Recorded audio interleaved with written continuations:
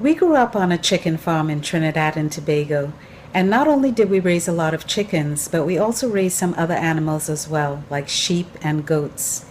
And when we would slaughter one of these animals for food, which was a very special treat for us, we would use every part of the animal. Not only did we use the meat, but we also used the intestines and the organs and even the blood to make some very unique recipes. So that's one of the great things that stuck with me, from growing up on a farm, that we tried never to waste anything. And that's a philosophy that has carried on in my life today. I recently made some tandoori chicken wings, and I had some wing tips left over from the recipe. One of my philosophies is that I don't like to waste anything, especially when it comes to food. So I'm going to show you a quick and easy recipe so you can use these wing tips to make some delicious chicken stock.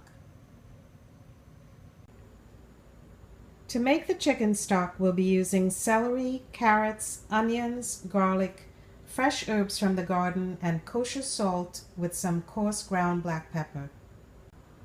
Our fresh herbs from the garden are sprigs of rosemary, thyme, and oregano. I already have the chicken wing tips in a stock pot on the stove. I've added all the ingredients to the pot with the chicken wing tips.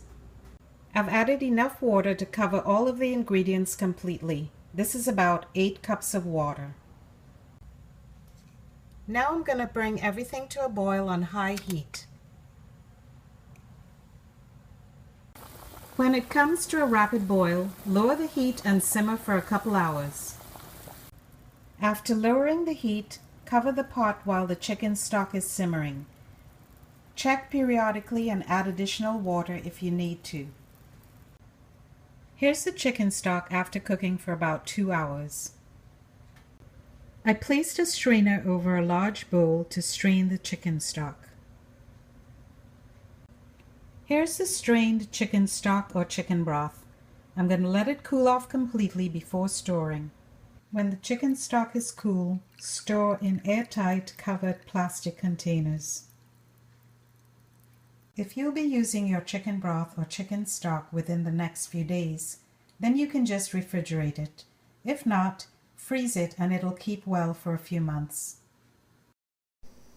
And also check out this recipe on YouTube, Tandoori Chicken Wings, at SHAIL'S Kitchen, episode 108.